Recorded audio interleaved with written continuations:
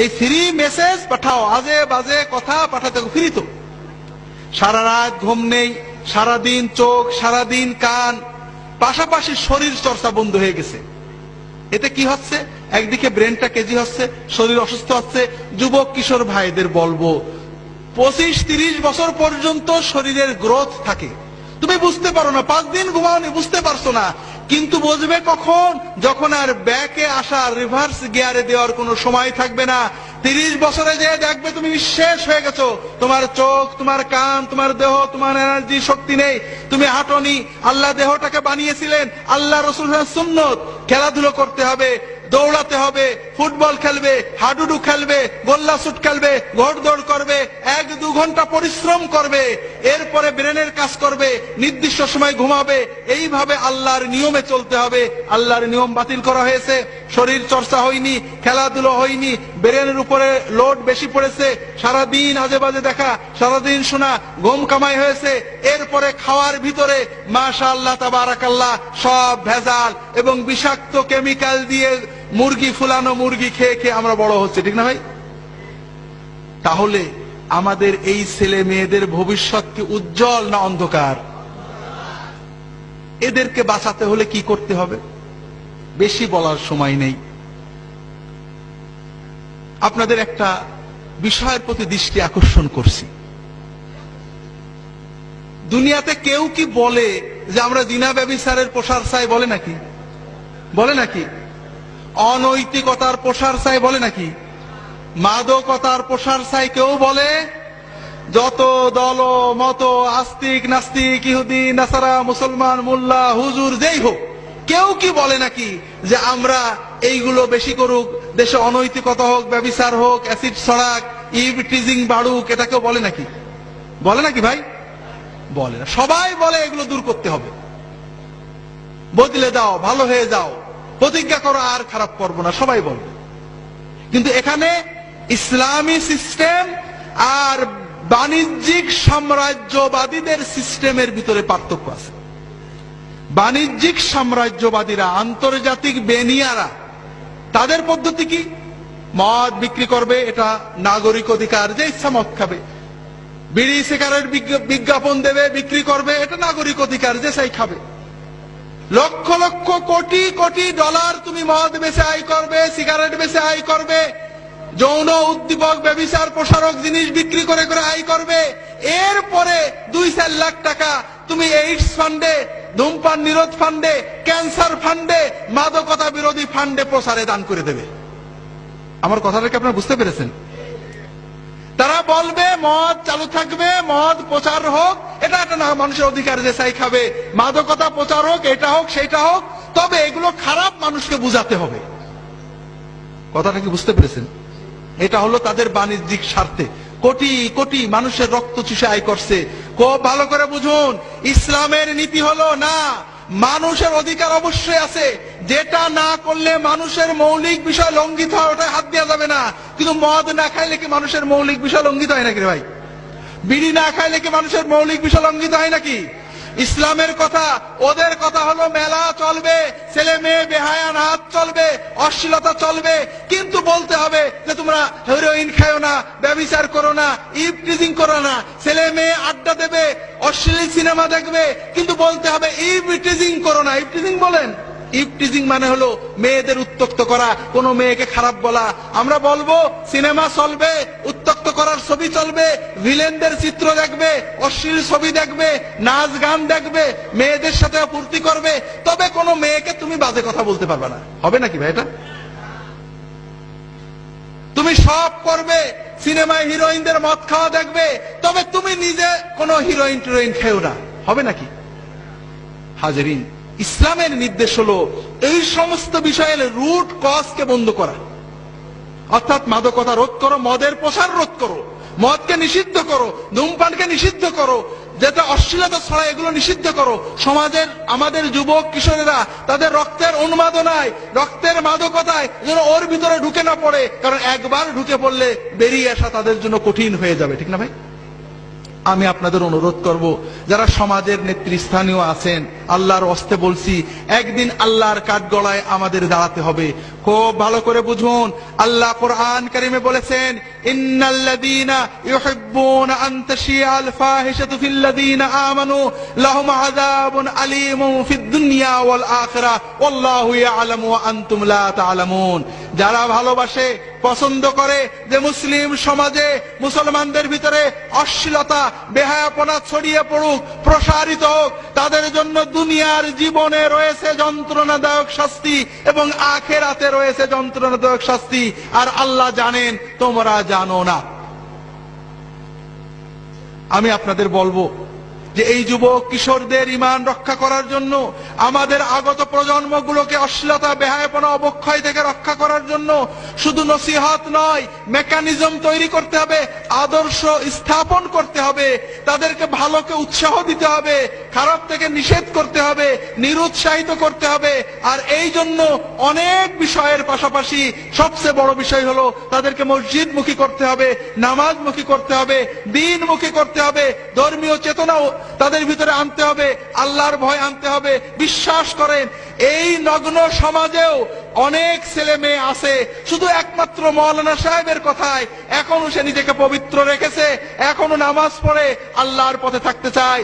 তার পিতামাতা তাকে ছেড়ে দিয়েছে, তার স্কুল, তার প্রতিষ্ঠান, তার সকল প্রচার মাধ্যম তাকে পাপের পথে থাকে, বাবের দিকে তাদেরকে আহ্বান করে।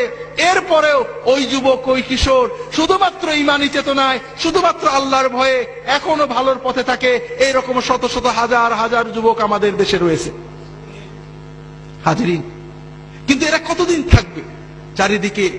চারিদিকে ঈমান চোর কারখানা খোলা হয়েছে, বাঁচাতে হবে। হাজিরিন, এই বাঁচানোর, আমার ছেলে, আপনার ছেলের ঈমান বাঁচানোর দায়িত্ব আমাদের সরকারের, ঠিক না ভাই? ছেলে কার? আর আমার ছেলের ঈমান বাঁচানোর দায়িত্ব সলিমউদ্দিনের বাপের, নাকি কার? আমার ছেলের বাপের, ঠিক না? পরের ঘাড়ে দোষ দিয়ে আল্লাহর কাছে বার হবেন না। দুনিয়ায় হয়তো লিখসার দেওয়া যাবে।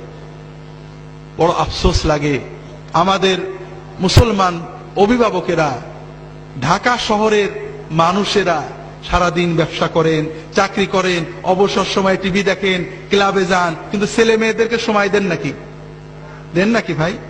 আল্লাহর হস্তে বলছি, আমি শেষ করে দেব। ছেলে মেয়েদের সময় দেন।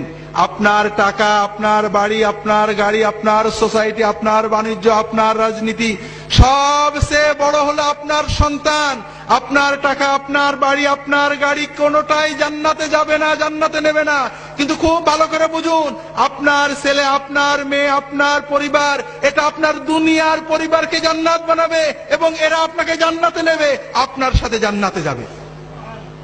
যদি আপনি সময় দিতে পারেন, ছেলে মেয়েদের কাছে সময় দিন। প্রতিদিন 3 বেলা ছেলে মেয়েদের নিয়ে একসাথে খাওয়া দাওয়া করুন, তাদের সাথে বেড়ান, তাদেরকে সময় দিন, তাদের সাথে নিয়ে মসজিদে যান, নামাজ পড়েন। এইভাবে করতে থাকুন, ছেলে মেয়ে ভালো থাকবে। ছেড়ে দিয়েছেন, অনেক দূরে চলে গেছে, এখন টানবেন, আর পিছনে আসতে পারবে না। আমি আমার যুবক কিশোর, যুবতী কিশোরী ভাই বোনদের বলবো, সমাজ তোমাদের পক্ষে নয়, ঈমান চুরির পক্ষে। পিতামাতা তোমাদের ছেড়ে দিয়েছেন, তবে অন্তত নিজেদের ভবিষ্যতের দিকে তাকিয়ে, দুনিয়ার ভবিষ্যৎ, আখিরাতের ভবিষ্যতের দিকে তাকিয়ে নিজেরা সাবধান হও। দুনিয়াতে অপরাধ হবে, পাপ হবে, অন্যায় ভুল হবে, তবে দুটো বিষয় খুব ভালো করে মনে রাখো। নামাজটা কখনো ছেড়ো না। নামাজ, যদি সিনেমা হলে থাকো বেরিয়ে এসে নামাজ পড়বে, যদি খেলার মাঠে থাকো ওয়াক্ত মতো নামাজ পড়বে, নামাজটা কখনোই ছাড়বে না। যত কিছুই হোক সময় মতো নামাজ পড়বে। আর অশ্লীলতাকে, মাদকতাকে বিষের মতো পরিত্যাগ করবে। এই দুটো বিষয় যদি তুমি ঠিক রাখতে পারো, ইনশাআল্লাহ অন্যান্য ভুল ত্রুটি তওবা করবে, ভালো হবে, খারাপ হবে, এই নামাজ তোমাকে আল্লাহর পথে টিকিয়ে রাখবে। এবং ইনশাআল্লাহ তোমার বয়স যখন 50 হবে, তুমি নিজে অনুভব করবে এই দুনিয়ার জমিনে তোমার বন্ধুদের চেয়ে তুমি ভালো আছো। আর ইনশাআল্লাহ কিয়ামতের দিনে তুমি তোমার পিতামাতা সহ আল্লাহর আরশের নিচে তার ওলিদের সাথে মেহমান হয়ে যেতে পারবে। হাজিরিন, যুবক কিশোরদের ভালো রাখতে হলে তাদেরকে আলেমদের কাছে নিয়ে যেতে হবে, মসজিদে নিতে হবে, দ্বীনি চেতনা তৈরি করতে হবে, লেখাপড়ার ভিতরে দ্বীনি চেতনা তৈরি করতে হবে। এগুলো সবই দরকার। আমরা শুনছি, ভালো করে জানি না। আমাদের দেশের নতুন শিক্ষানীতিতে ধর্মীয় শিক্ষা নিয়ে নানান কথা হয়। আমি নিজেও পড়েছি শিক্ষানীতি কিছুটা। আমার বিশ্বাস হয় না যে বাংলাদেশের সচেতন রাজনীতিবিদগণ ধর্মমুক্ত কোন শিক্ষা কায়েম করতে চাবেন। কারণ আমাদের দেশে যতটুকু নৈতিকতা আছে, দুর্নীতি মুক্ত যে কয়জন মানুষ আছেন আপনারা স্ট্যাটিস্টিক করে দেখেন, তারা একমাত্র ধর্মীয় কারণে। যে ডিসি দুর্নীতি করে না, যে এসপি দুর্নীতি করে না, যে অফিসার ঘুষ খায় না, যে কর্মকর্তা অন্যায় করে না, যে ডিসি ঘুষ খায় না, যে জজ সাহেব ঘুষ খায় না, আপনি বিচার করে দেখুন কোনো না কোনো ভাবে, হয় পারিবারিক ভাবে, নইলে হয়তো তাবলীগ জামাতে যে, নইলে হয়তো কোনো পীর মাশায়েখের দরবারে যে, নইলে হয়তো মাদ্রাসায় পড়ার কারণে ওই ব্যক্তির ভিতরে যে ইমানি চেতনা আছে, শুধুমাত্র ওই ইমানটাই তাকে দুর্নীতি থেকে বাঁচিয়ে রেখেছে, অথবা অনেক দুর্নীতিবাজের ভিতরে তাকে অন্তত কম দুর্নীতিবাজ করে রেখেছে। আপনারা কি বুঝতে পেরেছেন আমার কথাটা? কাজেই ধর্ম, নৈতিক বোধ, আল্লাহর ভয়, আখেরাত মুখিতা যদি আমাদের ছেলে মেয়েদের ভিতরে না থাকে, তাহলে এদের ধ্বংস আমরা রোধ করতে পারবো না। ইউরোপ আমেরিকার মানুষেরা এখনো ধর্ম শিখায়, একেবারে শিশু শ্রেণী থেকে ধর্ম শিক্ষা রয়েছে সেখানে। তারা অনেক ভুল করেছে, তারা ব্যাক করছে। যারা ধর্মকে বাদ দিতে চেয়েছিল আবার ফিরে আসছে, ধর্ম বাদ দিতে যে নিজেরা বাদ পড়ে গেছিলেন। আমরা তাদের ওই ভুলের পুনরাবৃত্তি করব না।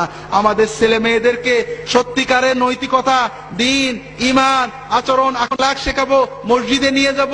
আমরা অনেক নৈতিকতা শিখাই। আমার খুতবার বইয়ে আপনি এক সময় লিখছিলাম, রেডিও টেলিভিশনে দুর্নীতির বিরুদ্ধে বড় বড় প্রোগ্রাম হয় না ভাই? হয় নাকি? বিশেষ করে আমাদের গত তত্ত্বাবধায়ক সরকারের সময়ে কোটি কোটি টাকার প্রোগ্রাম হতো, দুর্নীতিকে না বলুন, আছে না?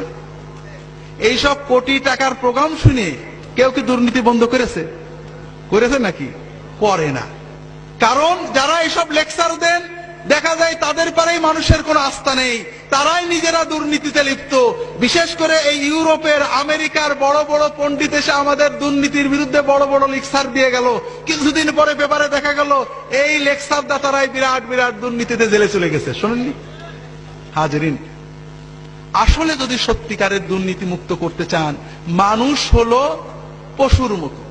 মানুষের ভিতরে পাশবিকতা আছে, পশু প্রবৃত্তি আছে। একজন পশুকে যদি আপনি সামনে নিতে চান, দুটো জিনিস লাগে। কয়টা জিনিস? একটা হলো ভয় আর একটা হলো লোভ। এই দুটো জিনিস লাগে। মানুষেরও দুটো জিনিস লাগে, একটা ভয় আর একটা কি? লোভ। আপনি যদি দুর্নীতি দমন করতে চান, সুশীল সমাজ গড়তে চান, সুন্দর সমাজ গড়তে চান, লোভ এবং ভয়কে উজ্জীবিত করতে হবে। সেই লোভ এবং ভয় বিবেকের হতে পারে, সমাজের, রাষ্ট্রের, আইনের হতে পারে, আল্লাহর হতে পারে। বিবেককে বুঝ দেওয়া যায়, আইনকে ফাঁকি দেওয়া যায়। ইউরোপ আমেরিকাতে দুর্নীতি কম আছে আইনের শাসনের কারণে, আইনের কারণে। কিন্তু আমাদের দেশে আমরা আইনকে যে ফাঁকি দেওয়া যায় সবাই জানি। দুর্নীতিতে 50 বছরের শাস্তি, পরের কেসে দেখা যাচ্ছে 0 হয়ে যাচ্ছে। হচ্ছে না ভাই? কে যে দুর্নীতিবাদ আর কে যে ভালো, আল্লাহ তাআলা ছাড়া আমরা কেউ বুঝে কুল পাইনি, ঠিক না হাজরিন? ভয়, আইনের ভয় দুর্নীতি দমন করে কিছুটা। যে দেশে আইন খুব কঠোর আছে, প্রকৃত দুর্নীতি দমন করে আল্লাহর ভয়। কিসের ভয়? যখন বান্দা জানে যে আইনকে ফাঁকি দেওয়া যাবে, ফাঁসির দড়িকে পাল্টে দেওয়া যাবে, জজের রায়কে পাল্টে দেওয়া যাবে, রাজনৈতিক প্রভাব কাটানো যাবে, কিন্তু আল্লাহর চোখে ফাঁকি দেওয়া যাবে না। আমি যে অন্যায় করেছি আল্লাহ দেখেছেন, আল্লাহ আমার উপরে, আমার আওলাদের উপরে গজব দেবে, আমাকে আল্লাহর কাছে জবাব দিতে হবে। যখন বান্দা বোঝে যে আমি যদি ঘুষটা না খেয়ে সবর করি, আল্লাহ বরকত দেবে, আল্লাহ আমার আওলাদে বরকত দেবে, সম্পদ বাড়িয়ে দেবে, এই একমাত্র সবর, একমাত্র আল্লাহর কাছে পুরস্কারের লোভ, আল্লাহর কাছে শাস্তির ভয়, এটাই প্রকৃত নৈতিক নীতিবান দুর্নীতি মুক্ত মানুষ গড়তে পারে। আর এজন্য আমাদের যুবক কিশোরদেরকে, আমাদের সন্তানদেরকে নৈতিকতা, ধর্মীয় শিক্ষার আলোকে মানুষ করতে হবে। আল্লাহ তাআলা আমাদের তৌফিক দান করুন, আমিন। প্রত্যেকের সন্তানকে, নিজের সবচেয়ে বড় সম্পদকে মসজিদে নিয়ে যাবেন, ফজরে নিয়ে যাবেন, মাগরিবে বলবেন যে যেখানেই খেলো মাগরিবের সময় আমার সাথে নামাজ পড়বে, মাগরিবের পরে বাইরে থাকতে পারবে না, মাগরিবের নামাজ পড়তে বসবে, আম্মা খোঁজ রাখবে, 3 বেলা একসাথে খাবেন, যদি আপনি না পারেন স্ত্রীকে বলবেন খোঁজ রাখতে। এইভাবে সন্তানদেরকে অন্তত 20 বছর পর্যন্ত চোখের ভিতরে রাখবেন। আল্লাহ তাআলা হেফাজত করুন, আমিন। আমি আর লম্বা করছি না, অনেকক্ষণ বলা হয়ে গিয়েছে। আপনারা আমার জন্য দোয়া করবেন। আমার লেখা বইগুলো আছে, মুখে যে কথা বলি সব কথা ঠিক থাকে না, এক কথা থেকে আরেক কথা চলে যায়। আমার লেখা বইগুলো ওই গেটের কাছে আসুন্নাহ পাবলিকেশনস এর স্টলে আছে। এই মাহফিল উপলক্ষে 40 থেকে 50% কমিশন দিয়ে মাত্র 5-10 টাকা এই আমাদের খরচপত্র রেখে বিক্রয় করা হচ্ছে। ইহয়াউস সুনান, সুন্নতের পুনরুজ্জীবন পড়বেন। হাদিসের নামে জালিয়াতি, সর্বশেষ আল মাওজুআত, ইসলামের নামে জঙ্গিবাদ। ইসলাম কি, জঙ্গিবাদ কি, জিহাদ কি, বাইবেলের জিহাদ কি, ইউরোপের জিহাদ কি, ইসলামের জিহাদ কি, একামতে দিন কিভাবে হবে, দ্বীনি রাষ্ট্র প্রতিষ্ঠা, আমাদের বাংলাদেশ ইসলামী রাষ্ট্র নাকি তাগুতি রাষ্ট্র, সব কথা কোরআনের আলোকে সুন্নাতের আলোকে পরিষ্কার বলা হয়েছে। সিলেট ক্যান্টনমেন্ট থেকে আর্টিলারি বিভাগের একজন অফিসার ফোন করেছেন, কর্মকর্তা, বড় অফিসার, যে আমরা জঙ্গিবাদের বিরুদ্ধে কাজ করার জন্য জঙ্গিবাদ বিষয়ক অনেক তথ্য জোগাড় করেছিলাম, কিন্তু আপনার বইটা পড়ার পরে মনে হচ্ছে আমরা যা কিছু জোগাড় করেছিলাম এতে 4 আনাও হয়েছিল না, 12 আনা আমাদের অজানা ছিল। কিভাবে জঙ্গিবাদ দমন হবে? জঙ্গিবাদের নামে যদি ইসলাম দমন করেন তাহলে কি পরিণতি হতে পারে? কিভাবে আমাদের পূর্ববর্তী উলামা মাশায়েখ দ্বীনের দাওয়াত দিয়েছেন, দ্বীন কায়েম করেছেন, যারা দ্বীনের দায়ী তাদেরও পড়া দরকার, যারা সমাজের চিন্তা করেন তাদেরও পড়া দরকার। কোরআন সুন্নাহর আলোকে শবে বরাত, শবে বরাতের সহিহ হাদিস কি, জাল হাদিস কি, সুন্নত আমল কি, সুন্নতের খেলাফ আমল কি, মাসনুন ওজিফা, আল্লাহর পথে দাওয়াত ইত্যাদি বইগুলো রয়েছে। সর্বশেষ আল মাওজুআত বইটা আছে, আপনারা দেখবেন, স্টলে সাজানো আছে, কিনবেন, আমার জন্য দোয়া করবেন। বইগুলো কিনলে আমি 2-10 টাকা লাভ করি, অর্থাৎ রয়্যালটি পাই, এটা হলো আমার মূল উদ্দেশ্য। দুলা ভাইকে 10 টাকা দিতে আপনাদের অনেক আপত্তি নাকি? এই 2-10 টাকা পাওয়াটা আমার মূল মাকসুদ। আর যদি এর পাশাপাশি আপনারা দোয়া করেন আল্লাহর কাছে, সেই দোয়ার ওসিলায় হয়তো আল্লাহ তাআলা নাজাত দিতে পারেন। সিদ্দিকিয়া মিডিয়া সেন্টার থেকে দেখছি আমার ক্যাসেট বেরোইছে। আমি রিয়াদে থাকতে কিছু আলোচনা করতাম, প্রায় 30-35টা ক্যাসেট ওরা সার্কুলেট করত, সেগুলো বিষয় ভিত্তিক ছিল, এগুলো আর পরে প্রকাশ করা হয়নি। যাই হোক, আমার আলোচনার কিছু ক্যাসেটও পাওয়া যাবে ওখানে সিদ্দিকিয়া মিডিয়া সেন্টারে, আপনারা নিয়ে যাবেন ইনশাআল্লাহ। আল্লাহ তাআলা সবাইকে হেফাজত করুন, আমিন। সুবহানাকাল্লাহুম্মা ওয়া বিহামদিকা আশহাদু আল্লা ইলাহা ইল্লা আনতা আস্তাগফিরুকা ওয়া আতুবু ইলাইক। রাসূল সাল্লাল্লাহু আলাইহি ওয়াসাল্লাম হাজির নাজির কিনা, যেসব ইমাম খতিব হাজির নাজির পড়ে তাদের পিছনে নামাজ পড়া জায়েজ কিনা? আমাদের ফুরফুরার পীর ও মুর্শিদ মুজাদ্দিদ জামান আবু বকর সিদ্দিকী রাহমাতুল্লাহ আলাইহি তার বক্তব্যে, লিখিত ওয়াজে, আল্লামা রুহুল আমিন সাহেবের বিভিন্ন কেতাবে, তার উদ্ধৃতিতে, আল্লামা সাইফুদ্দিন সিদ্দিকীর কেতাবে বারংবার উদ্ধৃতিতে বারংবার লেখা হয়েছে, কেউ যদি মনে করে আল্লাহর রসুল হাজের নাজের অথবা আল্লাহ ছাড়া অন্য কেউ হাজের নাজের, কোন পীর ওলি হাজের নাজের, ওই ব্যক্তি কাফের। এটা ফুরফুরার আকীদা, এটা আমাদের কথা পরিষ্কার। একমাত্র সদা হাজির নাজির মানে হলো সদা সর্বদা সর্বত্র বিরাজমান, সবকিছু দেখছেন, এই ধরনের সিফাত একমাত্র আল্লাহ তাআলার ক্ষেত্রেই প্রযোজ্য। কাজেই যারা বলেন আল্লাহ তাআলা রাসূল হাজির নাজির, এটা ফুরফুরার মানহাজে, ফুরফুরার মুজাহিদান আবু বকর সিদ্দিকীর মতে, আল্লামা রুহুল আমিন সাহেবের বিভিন্ন কেতাবে, আল্লামা সাইফুদ্দিন সিদ্দিকীর বিভিন্ন কেতাবে বারংবার উল্লেখ করা হয়েছে যে এই বিশ্বাস করা কুফরি, এরকম বিশ্বাস করলে ওই ব্যক্তি কাফের হয়ে যাবেন। যারা ইমামরা না জেনে করেন তাদেরকে নসিহত করবেন, বুঝাবেন, বুঝানোর পরও যদি না বোঝেন তাহলে তার পিছনে নামাজ হবে না। আল্লাহ তাআলা সবাইকে তৌফিক দান করুন, আমিন। সুবহানাকাল্লাহুম্মা ওয়া বিহামদিকা আশহাদু আল্লা ইলাহা ইল্লা আনতা আস্তাগফিরুকা ওয়া আতুবু ইলাইক। আল্লাহুম্মা সাল্লি আলা মুহাম্মাদিন নবিয়্যিল উম্মি ওয়া আলা আলিহি ওয়া আসহাবিহি আজমাইন। আসসালামু আলাইকুম ওয়া রাহমাতুল্লাহি ওয়া বারাকাতুহু।